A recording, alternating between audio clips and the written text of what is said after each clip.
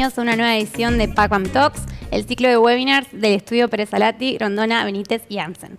Ante todo, muchísimas gracias por acompañarnos a los que están del otro lado, tanto los que nos están escuchando en vivo como los que nos están escuchando a través de nuestro podcast. Les agradecemos muchísimo y esperamos que tanto ustedes como sus familias y amigos estén muy bien.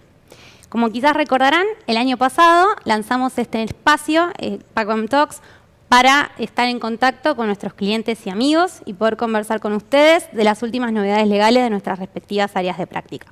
Hoy, lanzando este nuevo ciclo en el año 2021, nos toca empezar con un tema que ha dado mucho que hablar a lo largo del 2021. La ley de abastecimiento y todas las medidas que ha tomado el gobierno en función de esta ley.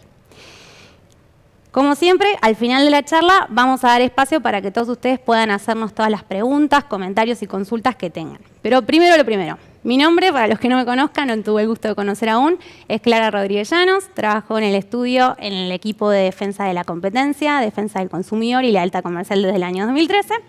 El equipo que está liderado por Luis Barri, nuestro socio a cargo, y María Carolina Abdel-Nabevila, que es la consejera del sector. Con ellos vamos a estar hablando hoy de la ley de abastecimiento y todo lo que trae involucrado. Pero bueno, antes de adentrarnos en este tema, les voy a hacer una pequeña breve introducción para poder ponernos en contexto. ¿Qué es la ley de abastecimiento? Bueno, la ley de abastecimiento, en realidad la ley 20.680, nace hace ya muchos años, más precisamente el año 1974. En realidad, la ley de abastecimiento es una ley que ha sido un poquito controvertida. ¿Por qué? Porque permite al Poder Ejecutivo inmiscuirse e intervenir de manera directa en el mercado. ¿De qué manera? Bueno, en realidad lo hace de dos maneras. Por un lado, permite que el Poder Ejecutivo pueda intervenir dictando de manera directa algunas cuestiones que son esenciales para la vida de una empresa. Por ejemplo, permite que el Poder Ejecutivo determine, dadas ciertas circunstancias, cuál debería ser la utilidad o el margen que pueda llegar a tener de ganancia que pueda llegar a tener una empresa. Por el otro lado, también permite que el Poder Ejecutivo imponga sanciones frente a conductas que presuntamente comete y que estarían prohibidas, aunque es discutible que esta prohibición sea correcta. En definitiva, la realidad es que la ley de abastecimiento desde su sanción no ha sido prácticamente muy aplicada. En rigor, tampoco ha sufrido grandes modificaciones. La realidad es que ha sufrido algunas modificaciones que más que nada tienen que ver con la actualización del monto de sus multas o las sanciones que puede aplicar, pero la única modificación verdaderamente sustancial que se podría llegar a aplicar, se podría llegar a considerar que sufrió esta ley fue en el año 2014. Hay una razón por la que esta ley en rigor no ha sido muy aplicada en la práctica y tiene que ver con algo que vamos a estar conversando en el día de hoy, que es dudosa su vigencia y constitucionalidad. Sin embargo, a partir del año pasado, con la pandemia, la realidad es que el gobierno ha invocado y aplicado en varias oportunidades la ley de abastecimiento. ¿Para qué? Para alcanzar determinados objetivos político-económicos. En esta situación es que tenemos que ponernos a repensar y preguntarnos qué pasa con esta ley, cuáles son sus alcances y cuáles son los problemas que verdaderamente enfrenta y que nosotros tendríamos que analizar. Es por eso que estamos acá, para conversar con Luis Barri y con Carolina Abdel-Nabevila sobre estos temas. Es entonces que le doy un poco la palabra a Luis y para preguntarle realmente qué implicancia tiene la ley de abastecimiento, qué es lo que motiva al Poder Ejecutivo a aplicar esta ley y qué es exactamente lo que le permite hacer. Gracias, Clary. Me sumo a los saludos de Clary hacia todos los presentes y también los deseos de que estén bien. Creo que no podemos hablar de la ley de abastecimiento sin considerar dos aspectos esenciales. Uno es el control de precios y el otro, que está obviamente de la mano, que es la inflación. Y la inflación muchas veces motivada por la emisión de moneda o emisión de metálicos sin respaldo. Hoy escuchamos que se tratan de políticas heterodoxas, políticas novedosas, políticas progresistas. Quizás es bueno remontarse un poco a la historia. La verdad que la ley de abastecimiento no es un invento argentino. La ley de abastecimiento o normas similares existen en la humanidad hace más de 4.000 años. Sí, más de 4.000 años. El rey Hammurabi de Babilonia, que dictó el famoso Código de Hammurabi, ya disponía normas de control de precios, de fijación de precios y tarifas. Si nos venimos un poquito más acá, pero no tanto, pensamos en el emperador Juliano, Diocleciano, en el Imperio Romano, también tenían normas de este tipo. Venimos todavía un poquito más para acá, vamos a la Revolución Francesa, también había normas de este tipo.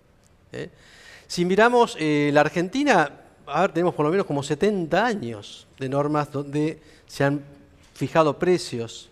Recordarán los más memoriosos o los más mayores, las normas del control del agio, de hace 70 años. No ha habido presidente en los últimos 30 años que no ha intentado, o por lo menos mencionado o amenazado con la aplicación de la ley de abastecimiento. Pensar, les dije, la ley de abastecimiento no puede estar separada del control de precios, de los precios máximos y principalmente de la emisión de metálico, la emisión de monedas sin respaldo. Si pensamos en este aspecto, no podemos dejar de olvidarnos que la emisión de moneda para Napoleón, por ejemplo, fue un arma de guerra.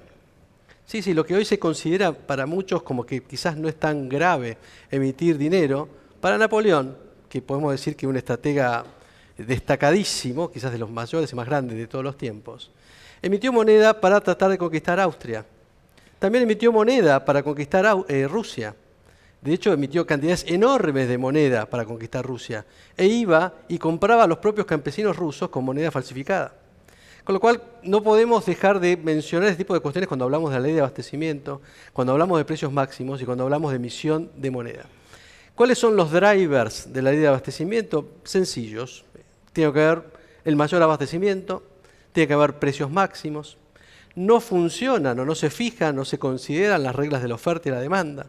Las reglas básicas de la microeconomía no se consideran, sino que la regla en la cual se basa la ley de abastecimiento es la de cost plus, o sea, costo más.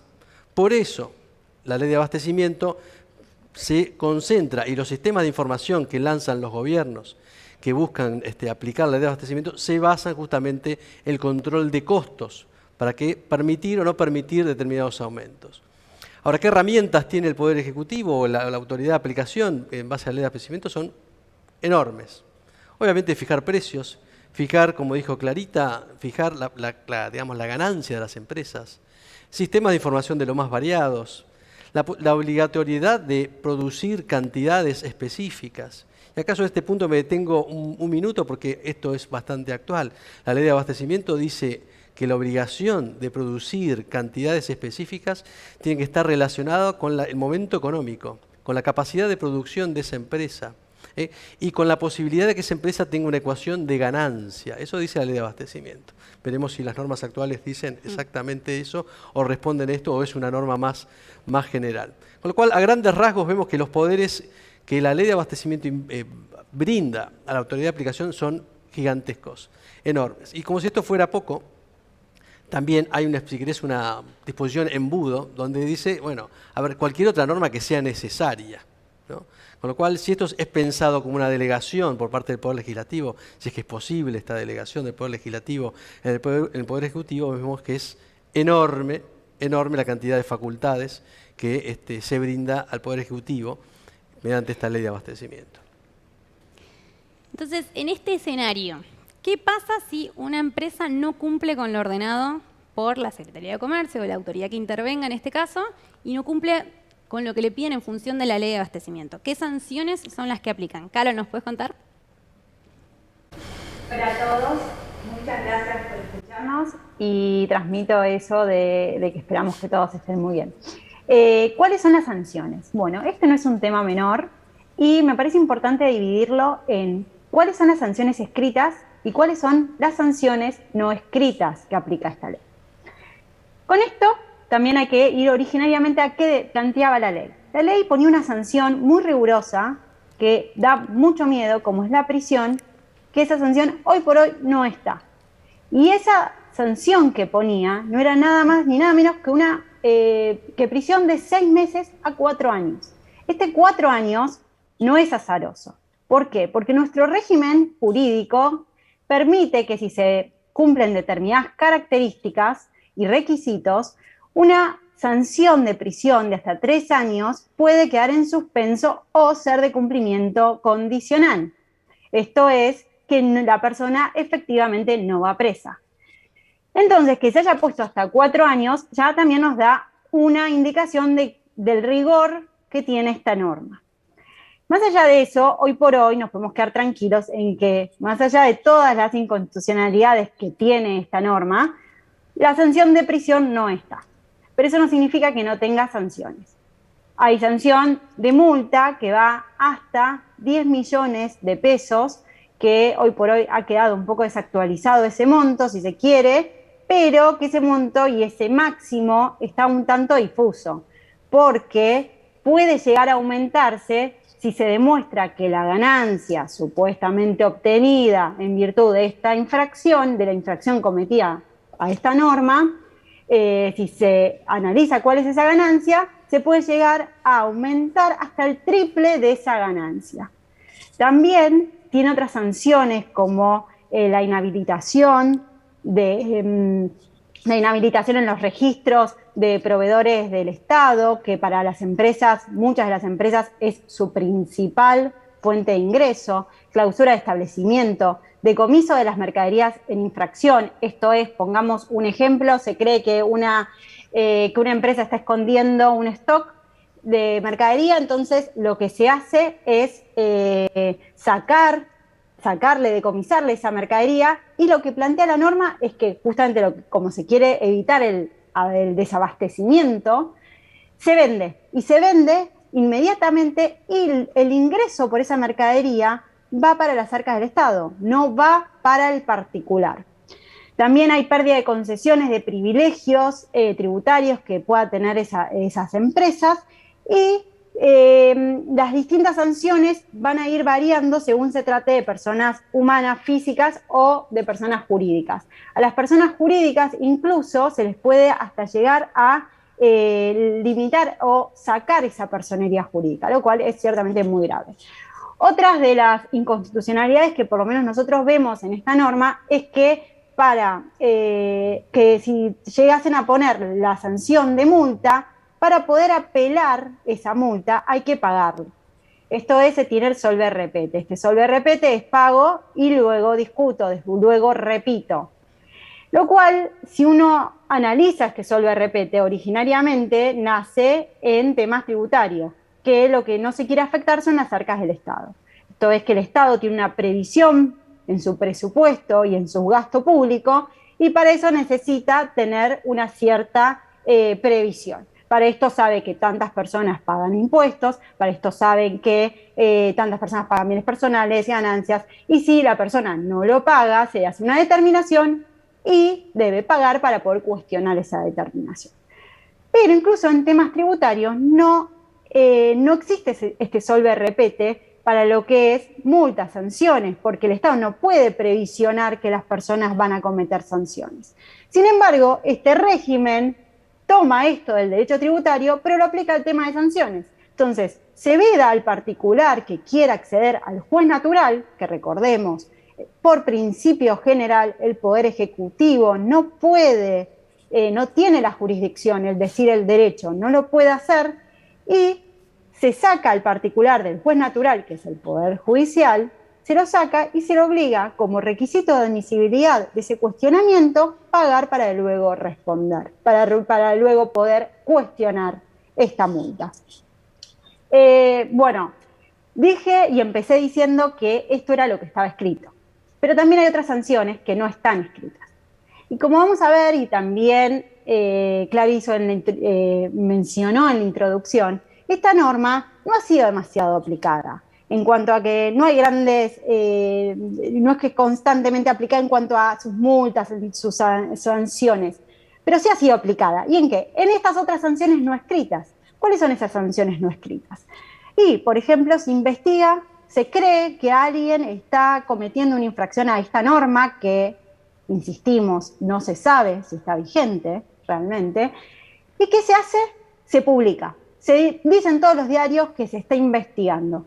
Esto es una sanción reputacional tremenda, que no está escrita, pero que sin embargo se hace, en un tema sumamente sensible como es el abastecimiento, en un momento como el que estamos atravesando hoy de pandemia. Esto claramente, pensemos y pongámonos un poco en los consumidores que leen, claro, por eso después los precios están tan caros, porque están reteniendo stock o están aumentando abusivamente los precios, Y todo esto en virtud de una publicación que se hace, de una investigación que por ahí está en un estado sumamente inicial y que finalmente se descubra que no hubo ninguna infracción, ni siquiera este régimen que podría ser tachado inconstitucional.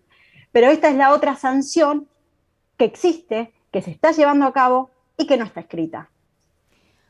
Bárbaro. Entonces, considerando todo este universo de sanciones, las escritas y las no escritas, y considerando lo que el Estado puede hacer en función de esa ley, y que tenemos que considerar qué es lo que verdaderamente se ha hecho, sobre todo a partir del último año. Carol, ¿nos puedes contar qué hizo verdaderamente el Estado, qué hizo el gobierno en rigor a raíz de la ley de abastecimiento, sobre todo el año pasado, a partir del año pasado? Bueno, todo el mundo sabe que estamos en medio de una pandemia y que se está utilizando y abusando esa pandemia. El estar en una pandemia o tener una enfermedad circulando, un virus circulando, no es una carta blanca para hacer lo que se quiere. Sin embargo, muchas veces se ha utilizado. Y de hecho, se ha utilizado basándose en la ley de abastecimiento y en otra ley, que es la Declaración de Emergencia del Congreso, que es la ley 27.541. Que valga recordar que esa ley en la cual se basa el Congreso, el Poder Ejecutivo para dictar todos estos regímenes que voy a mencionar ahora, fue dictada antes de que el COVID sea considerado una pandemia, antes de todo esto. Sin embargo, es utilizada para justamente hacer más amena supuestamente la pandemia. Y también es importante decir que esta ley de emergencia en ningún momento menciona la emergencia de abastecimiento o de desabastecimiento. No hay declaración de desabastecimiento. No estamos en una situación de desabastecimiento, por lo menos declarada. Pero el gobierno, sin embargo, lleva a cabo determinados regímenes e impone determinadas obligaciones. El que ha dado que hablar muchísimo desde hace un año, justamente que se dictó, fue el régimen de los precios máximos.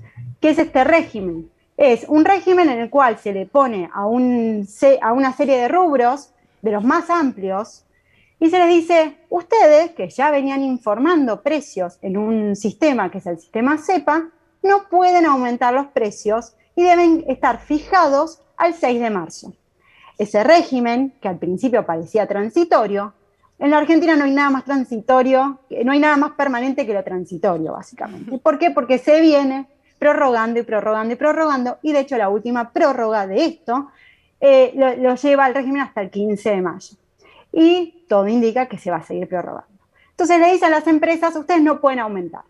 No pueden aumentar y me tienen que mantener el precio. Yo voy a evaluar los costos que ustedes tengan y, si me parece, voy a dejarlos aumentar. Esto se hizo en 2 oportunidades. Se dejaron aumentar un 5% los precios, pero además, no solamente le dicen que no pueden aumentar, sino que además les dice, tenés que producir hasta el máximo de tu capacidad instalada. Esto es, tenés que producir al máximo, aún aunque produzcas a pérdida. No me importa, tenés que producir. Y esto fue incluso reiterado por una resolución reciente en la cual se les dice, basado también en la ley de abastecimiento, que tienen que llevar todo hasta el máximo de su capacidad instalada. Otro de los regímenes que también vemos que se instauraron exclusivamente en base a la ley de abastecimiento es el régimen CIPRE. ¿Qué es este régimen CIPRE? Este es un régimen que las siglas dicen Sistema Informativo para la Implementación de Políticas de Reactivación Económica. ¿Qué es esto? Bueno, les dicen a los particulares nuevamente que tienen que informar el stock, el precio de venta, tienen que informar si hay desabastecimiento o no de algunos productos. Todo esto, todos los meses, no se sabe hasta cuándo, y en forma retroactiva, porque se lleva no solamente desde que se puso en vigencia, sino 2 meses para atrás. Claramente vemos que todo esto impone en los particulares una obligación que claramente genera costos y que claramente estos costos van a ser trasladados indefectiblemente al consumidor, que es al que se quiere proteger. Pero además también desde el lado del Estado también genera costos. Genera gente que tienen que fiscalizar, ver, que también nuevamente son asumidos por todos. También tenemos otros regímenes que ya no están, si bien vienen de la misma línea, ya no están basados exclusivamente en la ley de abastecimiento, pero para mencionárselos, precios cuidados, que ya vienen desde hace un montón de tiempo, creo que no me voy a detallar hablar porque ya todos lo conocen. Después tenemos el régimen de góndolas, que se les dice a los supermercados, básicamente, y a otros agentes del mercado, cómo colocar sus productos, se les imponen cargas de que si no pueden colocarlos de esa manera tienen que informarlo y justificarlo, pautas con sus proveedores que no pueden incumplir, un código de buenas prácticas recientemente sancionado. Y el último régimen sancionado, que también viene en esta línea, es el CIFIRE, que es Sistema de Fiscalización de Rótulos y Etiquetas. ¿Qué es esto? Una empresa quiere sacar un nuevo producto con un nuevo rótulo, tiene que informarlo y esperar y aguardar. También existe el silencio, que si no dicen nada lo pueden sacar el producto, pero si no, tiene que aguardar a que se expida la autoridad y la acepte este rótulo. Insisto con esto, después nos preguntamos por qué los precios están caros en Argentina y el motivo, en mi humilde opinión, es claro. Hay costos que indefectiblemente se tienen que trasladar al consumidor porque se le imponen en cabeza de los proveedores que no pueden aumentar en otro lado, y además también existe un gran peso por parte del Estado en tener que fiscalizar todo esto y derivar sujetos a esta fiscalización. Los precios, por eso es que están tan caros. O sea que tenemos que a raíz de esta ley aproximadamente tenemos el CEPA, el CIPRE, el CIFIRE, precios máximos, ley de góndolas que está ahí ayudando, y tenemos también máximo de capacidad instalada. Digamos que estos son los mecanismos formales que ha implementado el gobierno a raíz de la ley de abastecimiento. Pero en realidad sabemos que la ley de abastecimiento también es utilizada de manera un poco más informal. De alguna manera se utiliza como mecanismo de presión. Y creo que Luis nos puede contar un poquito sobre ese tema. Cómo no, Clara.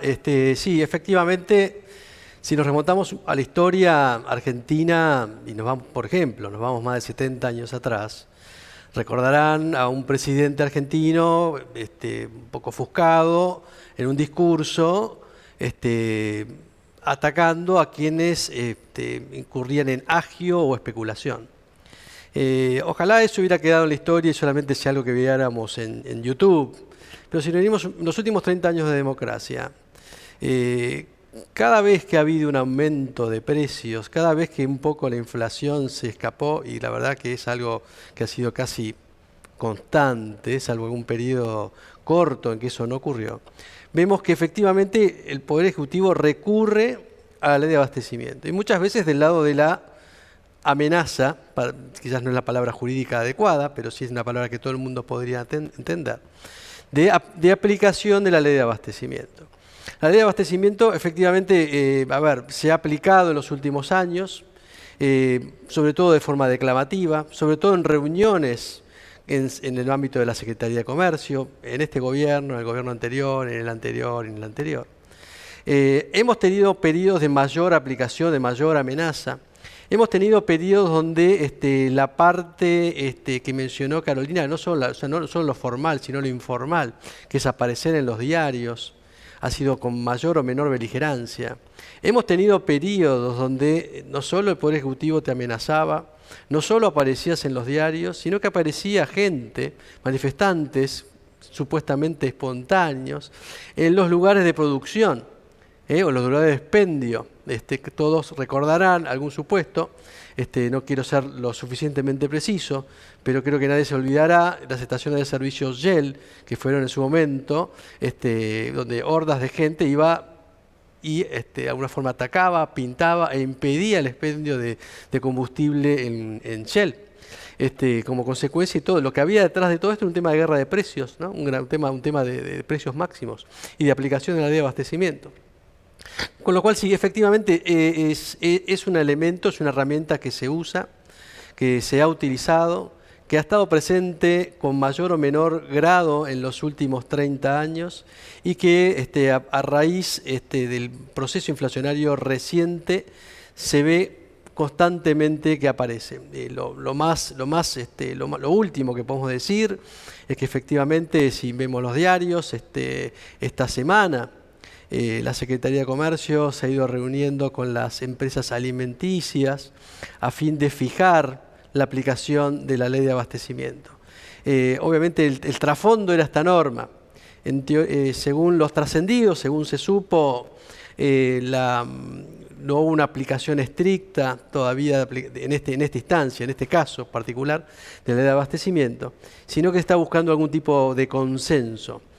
Claramente, cuando vos tenés una inflación de más del 5% mensual, que es una inflación muy alta, no para un mes, sino para un año en cualquier país, estas normas aparecen y aparecen con fuerza o con furia. Depende un poco quién las aplique, cuánto las aplique y qué plafón tiene, tanto político como legal, para poder aplicarlas.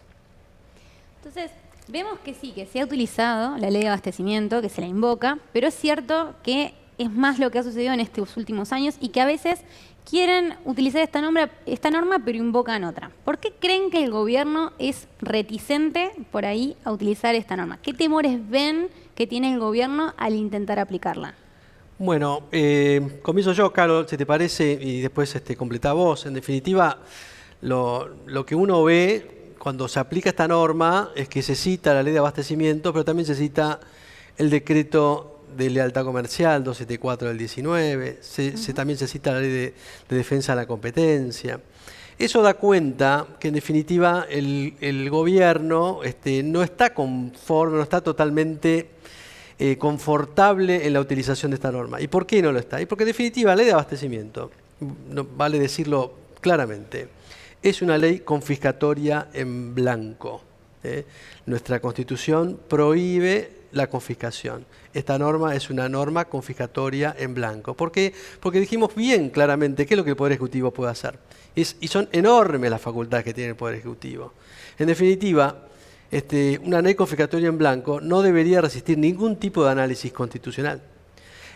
Obviamente que implica entrometerse en el derecho de propiedad, pero todavía es muchísimo más grave si vamos a la esencia de esto. Porque en definitiva, en el escenario de una confiscación, el Estado se quedaría con ese bien productivo, produciría, compraría insumos, pagaría sueldos, mantendría las máquinas.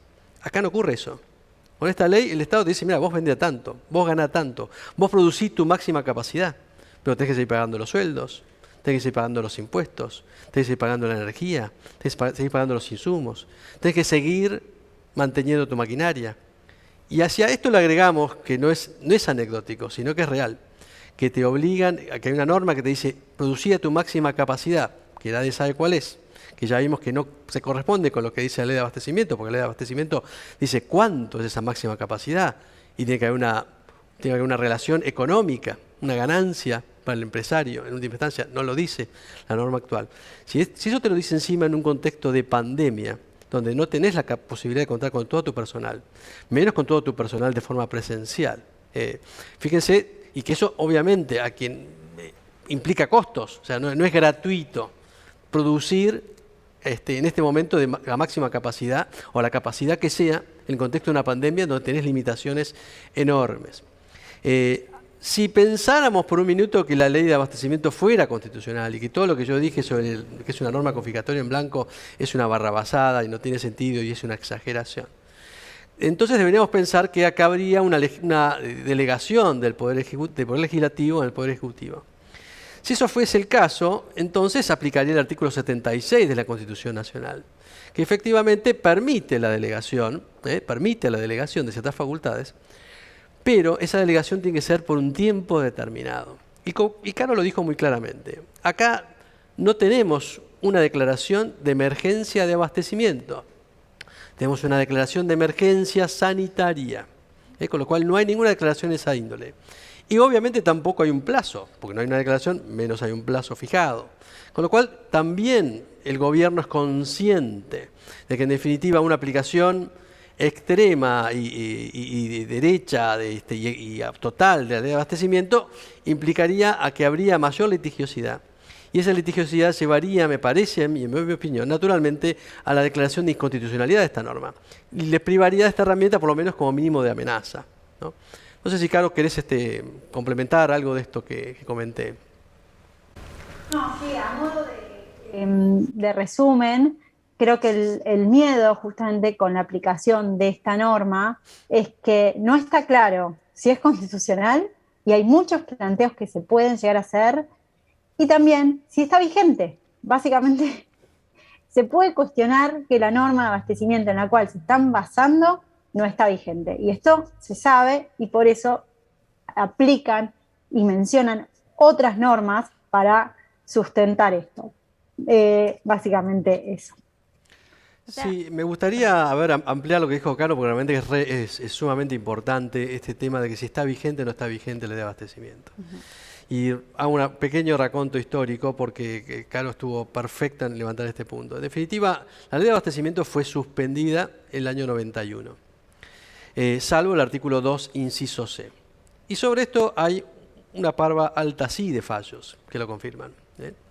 En el año 2014, en la modificación que mencionó Clarita, hubo una norma en el artículo 19 que parecía dejar sin efecto esa suspensión, pero la verdad es que no la deja sin efecto la suspensión. No hay ninguna disposición específica y directa que deje sin efecto la suspensión. Habla de oposición, habla de normas que condicionen, pero no hay una derogación directa de la suspensión.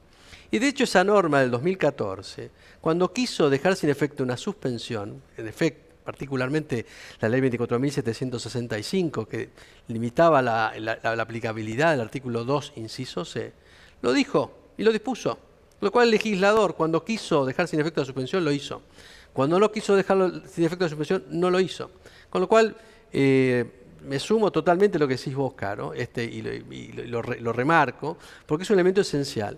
Hay artículos escritos sobre este tema y entiendo que eso realmente de alguna forma también suma para limitar la aplicación de la norma. O sea, tenemos un escenario en el que la ley de abastecimiento es de dudosa legitimidad por muchos frentes. No sabemos si es constitucional o no, no sabemos si está vigente. Pero bueno, no podemos negar que estamos en un año electoral. Y como tal, esto nos presenta todo un universo de posibilidades diferentes. Entonces, ¿qué creen que va a hacer el gobierno en este año electoral desde el punto de vista práctico con la ley de abastecimiento? Yo creo que, el gobierno es consciente de estas limitaciones que mencionamos, quizás probablemente no las comparta, pero seguramente es consciente. Digamos, lo que no podría hacer es negar la realidad, de que por lo menos hay gente que opina esto y hay fallos que han dispuesto esto, que estamos mencionando acá. Pero a la par es un año electoral, un año bastante bisagra, un año bastante clave, se juegan muchas cosas, se juega al extremo de una reforma judicial, se juega al extremo de un cambio constitucional, con lo cual este año es realmente bisagra para Argentina. Y obviamente no es una buena noticia para el gobierno tener una inflación de más del 5%. No es una buena noticia que los precios aumenten exponencialmente y mucho más que esos valores que se dicen, ¿no? Con lo cual, ahí hay una contradicción, una necesidad de aplicar la norma y una elección de corto tiempo.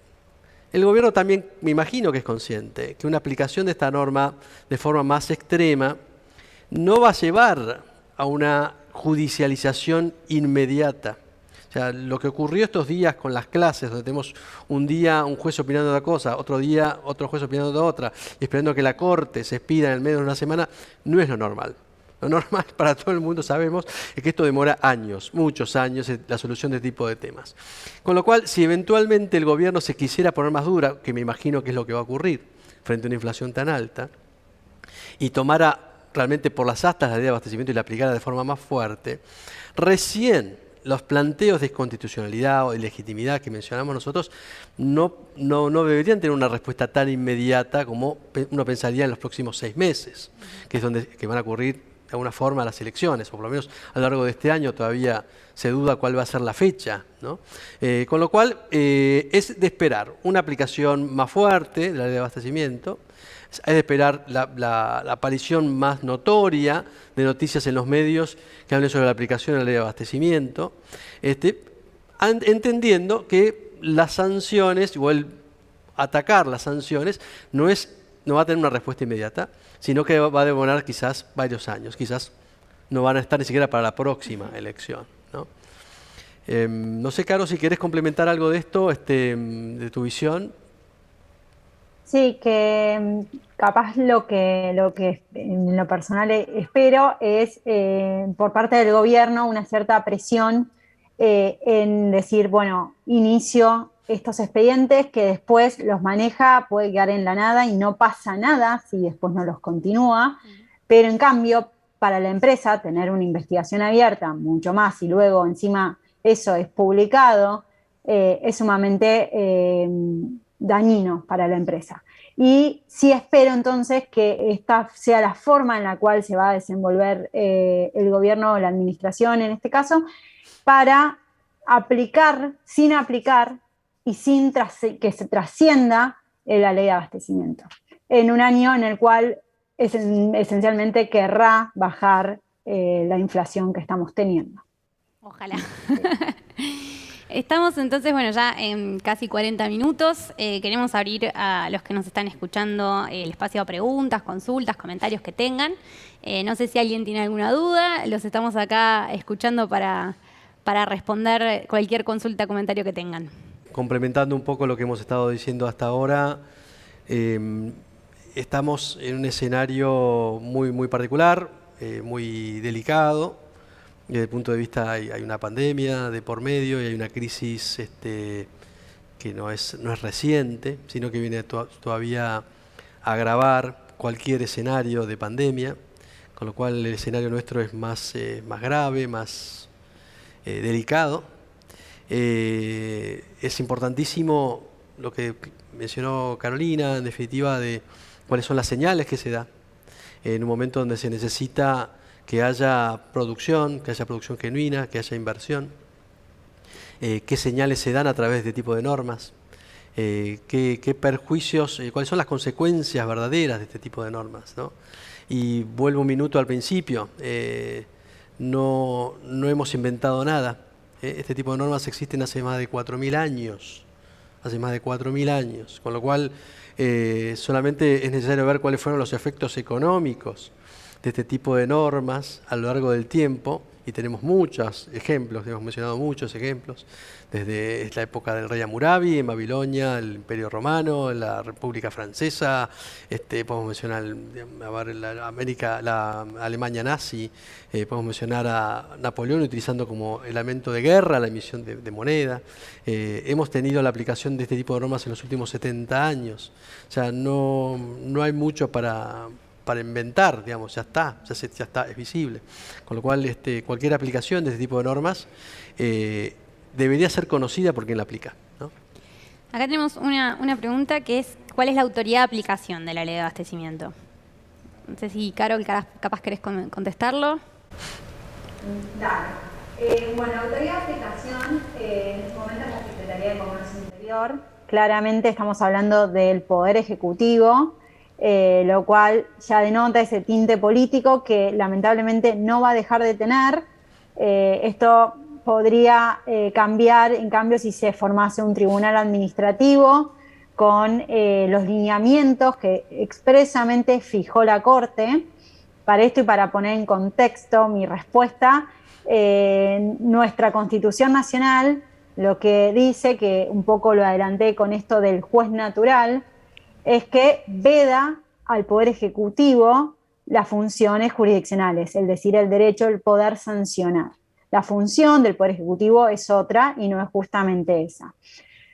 Pero, sin embargo, existen las sanciones administrativas y esto es en virtud de varios fallos de la Corte Suprema en el cual han tratado, con ciertas limitaciones, de salvaguardar y de armonizar estas sanciones con lo que expresamente dispone nuestra Constitución Nacional.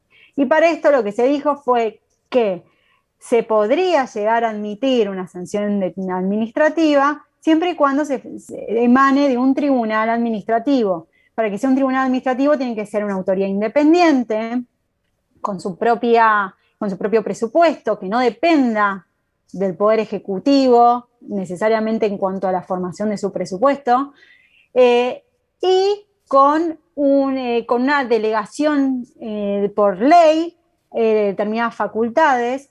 Todo esto, obviamente, en la Secretaría de Comercio Interior no está cumplido. Así que más allá de este ser otro de los planteos que se podrían llegar a hacer, llegado el caso de una sanción, la realidad es que hoy por hoy tenemos una autoridad de aplicación netamente política que está aplicando esta norma. Bárbaro. Bueno, acá tenemos otra pregunta más de Pía. ¿Alguna vez se usó esta ley y se aplicaron sanciones? Bueno, algo creo que nos comentó Luis. Sí, a ver, sí, la puedo responder yo, si les parece. Efectivamente, sí, esta norma, por supuesto que ha sido aplicada. Ahí Caro hizo un raconto de la historia muy, muy reciente, del último año. Y en lo que se refiere a sanciones, sí, por ejemplo, podemos mencionar que hace algunos años a Shell y a su presidente recibieron 50 sanciones por el máximo valor que permitía la norma. Esas 50 sanciones fue por el tema un poco del conflicto que tuvo en ese momento la compañía Shell, de cara con las declaraciones particulares de su presidente también en defensa de su sector y de su empresa. Y esas sanciones, ocurrió algo muy, muy curioso, que vale la pena contarlo. En definitiva, Shell era sancionada, su presidente era sancionado, las multas eran astronómicas, era el máximo aplicable. Pero ¿qué pasaba? El secretario de Comercio de ese momento, cuando esas sanciones eran apeladas, no las elevaba, no se les enviaba a la Cámara, que es, digamos, la entidad que debería revisar ese tipo de sanciones, sino la dejaba, las guardaba, no las elevaba. Entonces emitía sanciones, las apelaban y quedaban ahí, ¿no? Resulta ser que el secretario de Comercio que vino después se encontró con un montón de carpetas, de un montón de sanciones, que no habían sido nunca elevadas a la Cámara, estaban ahí. Luego, finalmente esas sanciones y esas apelaciones fueron elevadas a la Cámara.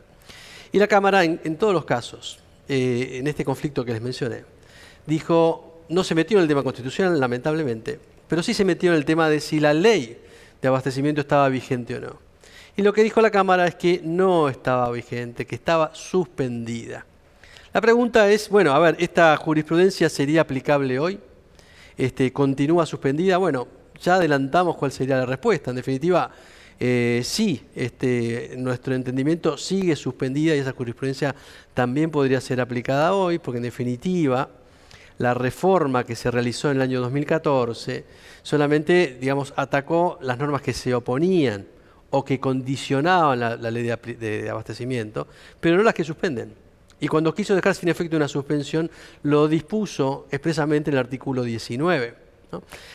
También hubo, en lo que se refiere a declaraciones de constitucionalidad, sí hubo en el pasado por aplicación del artículo 2, inciso C, en el caso de clausura. ¿Qué ocurría? Había una sanción de índole, una violación de una normativa impositiva y se clausuraba el local. Lógicamente, la clausura del local y uno después poder apelar esa resolución, tenía efectos prácticamente nulos, porque la propia clausura de tu local comercial implica que ya está, la sanción se consumó. Yo puedo apelar, puedo decir cualquier cosa, pero digamos, la sanción se consumó, ya me clausuraron. No puedo dejar sin efecto una clausura que ya se materializó, ¿no?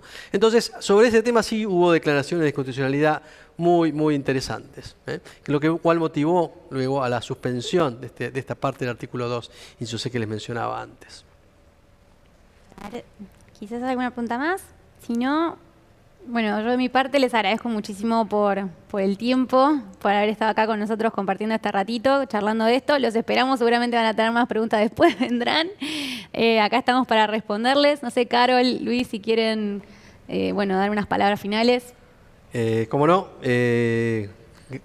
gracias a todos por la participación. Por supuesto, en el estudio tenemos mucha experiencia en esta materia, con lo cual estamos a disposición incluso para responder fuera del Meet de hoy, de la reunión de hoy, cualquier pregunta que consideren que les venga a la mente. Así que encantados de escucharlos. Lo mismo yo, estamos todo el tiempo respondiendo este tipo de preguntas, sí. Así que por eso es que motivó este seminario y los esperamos en los próximos Pacman Talks. Siempre es un gusto poder, aunque sea, interactuar de esta manera y muchas gracias por escucharnos. Muchas gracias. Los esperamos en el próximo. Gracias.